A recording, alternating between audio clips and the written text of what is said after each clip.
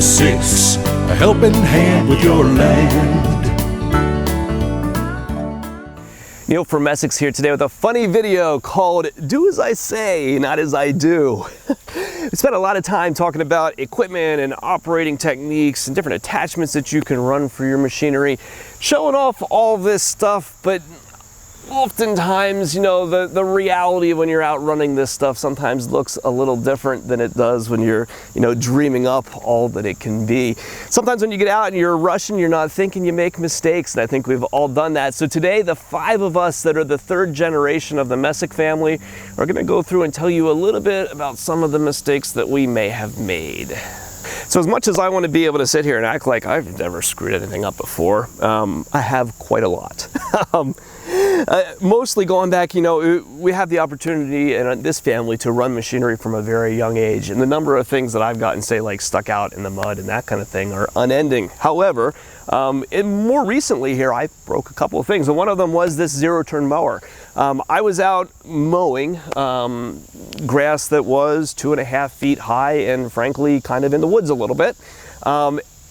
At a time that my tractor was sitting maybe 100 yards away. Now, it had a different implement on it and my rotary cutter was sitting separate from it, and I was just feeling lazy and didn't want to go out and take the time to hook up the rotary cutter and take the good heavy-duty mower to mow this area that rightly should have been mowed with a heavy-duty mower. And instead, I jumped on the zero-turn mower that was handy and convenient and nearby, and while mowing grass that was yay high, I caught a stick or a rock or something in it that somehow managed to ricochet off of something and end up on the top of the mower deck and get caught up in the belts and pulled back into one of the pulleys. When it did that, it smashed into the pulley and opened up the end of the pulley, and the belt didn't ride properly in it anymore. So that one took a hit simply because of my own laziness of taking the time and go and get the right piece of equipment.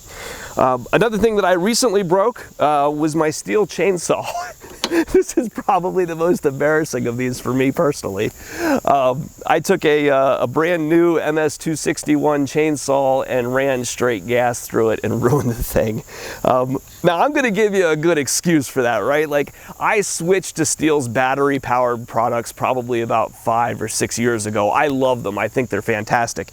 But I didn't have a good powerful chainsaw and I needed one, and so I picked up that chainsaw, I went out and I went to work with it and never really thought through in my mind that I had taken my typical 50-to-1 gas can and filled it with regular gas to use in my lawnmower. And when I picked up that chainsaw, it never dawned on me that I had straight gas in that can, even though 50-to-1 was written right on the side of it. Now, the upside to that story is that you wouldn't believe the insane values that broken steel stuff goes for on eBay.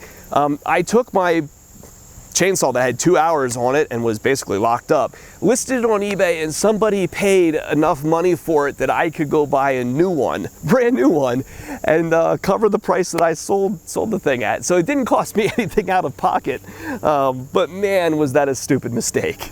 Hi, I'm Brian Messick, and this is my example of do as I say, not as I do. At home at my place, I have a Kubota RTV like this.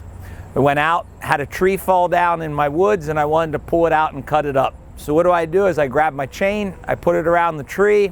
I had pulled my RTV in. Instead of chaining to the frame, I just grabbed real quick and looped the chain right around the bumper here, the front bumper. And I rammed it back as hard as I could, and the next thing you know, the bumper is torn half off, and there it is. So, classic, chain things to the frame of the machine and not to the exterior sheet metal. A classic do as I say, not as I did.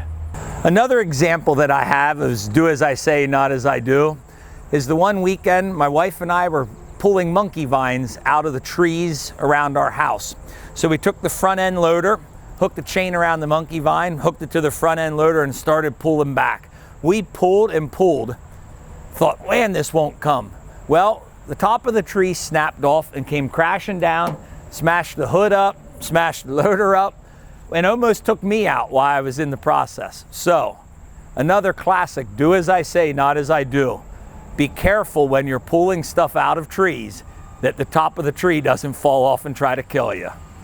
Hi, this is Kevin Messick here. My brother Neil asked me to share some things that I did on my tractor that I regret recently. So do as I say, not as I do. I'll show you what I did here. So I have a Kubota B3030 that I really love.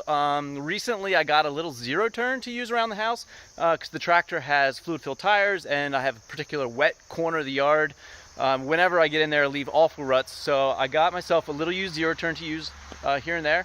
And I got myself in some trouble. So I want to show you, I reenacted a little bit what happened here. So I got the zero turn stuck, you know, of course, mowing in a wet area, that's gonna happen from time to time. And so I got the tractor out, gonna pull the zero turn out. Notice I did not have my clevis. The clevis was out in the barn and did not want to go get it. And I thought, you know what, it's not gonna take much to pull this little zero turn out. So I made the dumb mistake of chaining up to the 3-point right here on the sway arms. Chain does not belong there, obviously, but I thought, you know what, I don't want to take the time to get the clevis out, so we're just going to do it. Pulled the zero turn out, got it out. What did I find? Look right there, bent the sway arm a little bit. So take the time, go to the barn, get the clevis, do it right. Do as I say, not as I do. So the other silly thing I did this summer was mow over a chain with the zero turn. You know, all summer long had been mowing over the garden hose, not wanting to stop and pick it up, in a hurry, and I had been fine, done it several times. Now it just, you know, went right over quickly, didn't damage the hose. So I thought the same thing would happen for this chain. I had the chain laying out in the yard from pulling something, was in a hurry again, just thought I'd be fine. You know what? Not okay. Ran over the chain got sucked up into the mower deck, wrapped around the spindles, awful sound, fortunately did not break anything, but it did stall out the mower. Yeah, I would not, if I did it again, I would not be surprised to, you know, damage a spindle or something like that. But yeah, take the time, get off your mower, don't mow over hoses, don't mow over extension cords, don't mow over chains. Even this heavy chain, it picked it up out of the grass and sucked it up into the mower. So do as I say, not as I do. Hi, I'm Lucas Messick, and you should do as I say, not as I do. On this hill here, a few years ago, I was operating a piece of equipment. I was running a zero-turn mower on this hill here, and we often say, make sure you've got the right piece of equipment for your job. Let me add a little bit extra to that. Make sure you also have the right piece of equipment for the conditions. On that particular day, I was, you know, running the zero turn out here. Most of the time, that mower has no problem holding this hill. On that day, it was kind of a day like today. We got some rain last night, and this hill was wet. And on that particular day, I was coming across the hill here, and I'm sure you know where this is going. My wheels broke loose, and I started sliding down the hill. And I don't know if you'll see it here, but at the bottom of this hill, there is a wall with a drop of several feet on the other side, and I very nearly went over that wall. The mower fortunately got some traction right before I got there, and I was able to turn out of it. But do as I say, not as I do. Another incident that we had happen here at work a few months ago, I was walking through the showroom next to my desk, and I looked out into our equipment lot, and I saw that there was a trailer that had just been parked up on the edge of that lot. There's a bit of a downslope. The parking jack was down. However, the person that parked it there forgot to chock the wheels. So chock your wheels, because when I looked out into that lot, I saw, with the parking stand down, that trailer was going down the hill directly towards our employee parking lot. Fortunately, it was a small trailer, and I was able to run out and grab the trailer before it hit anything, but I happened to save that trailer about 5 feet before it broadsided my car. Hi, I'm Scott Messick. I'm here to tell you a story about do as I say, not as I do. I had an SVL 95 track machine out at my property building trails, and I was going through the woods, and I came up to a bunch of rocks, and I thought I could make it through this tight opening between these boulders, and I started going, and I'm thinking, I can make it up and over this. And I kept pushing and pushing, and guess what? I derailed the track. Track was off, I hear this clonking noise. I thought, oh my, what's going on? So I got out, I looked, and I'm a couple hundred yards back in the woods. So I thought, oh my, I'm in trouble. So I had to call the service department, and they had to walk 300 plus 400 yards back into the woods to fix this machine on something that was my issue because I rammed it through rocks that I shouldn't have done. So do as I say, not as I do. So 5 years of making YouTube videos, probably around 730 YouTube videos at this point.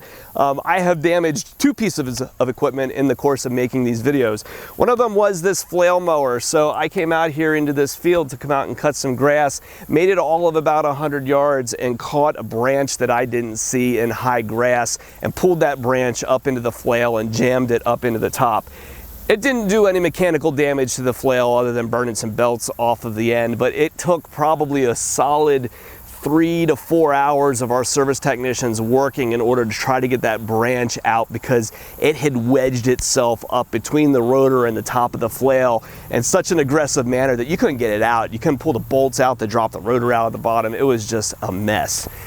You may have noticed in a video that published about 4 or 5 months ago that we were out here pulling some stumps out with an excavator, and 1 or 2 of you with a keen eye had noticed that in the course of that video I bent the cylinder guard on the underside of the excavator. I was used to running a lot of tractor backhoes where you can use the dipper in order to curl and carry a stump in the dipper. Now in a tractor backhoe's dipper, the cylinders are across the top of the dipper.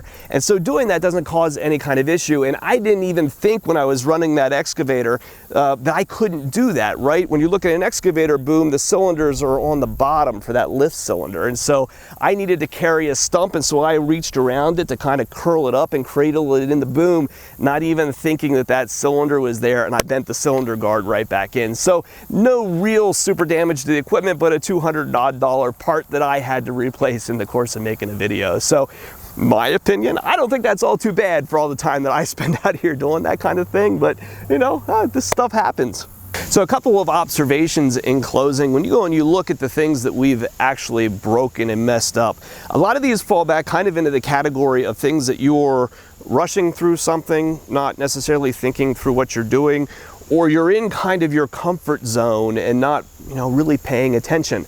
A lot of us do have a lot of opportunity to run some very significant equipment. I spent a lot of time on construction equipment. Brian and Scott have run a lot of big agricultural equipment, hay tools, balers, and that kind of thing. And you'll notice that none of us ever really messed any of that stuff up. When you're running a piece of machinery where you're really paying attention to what it's doing and you're respecting the equipment, you're not apt to really cause damage like this in the same way. But when you start rushing and not thinking about what you're doing and you're careless, those mistakes happen. And while we're happy to fix your stuff when it happens, you know, it's never something that you want to see happen at the end of the day. So when you're out there doing your jobs and your chores and you're working, pay attention to what you're doing, and maybe the couple of lessons that we've admitted to doing here, you know, help you out and prevent some damage for you in the future. So if you're shopping for a piece of equipment, you have service needs or parts that we can help you with, give us a call at Messick's. We're available at 800-222-3373 or online at messicks.com.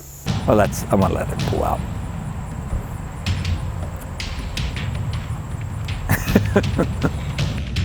Just use the clevis right there. Look, clevis. It's that easy. Just put it on your hitch. Let me grab this real quick. Yeah, JP, I was using this skid loader, or I'm sorry, let's start over. It's not a skid loader, track machine. And somebody will call that out. You know, for Messick's here today, wow, off to the races.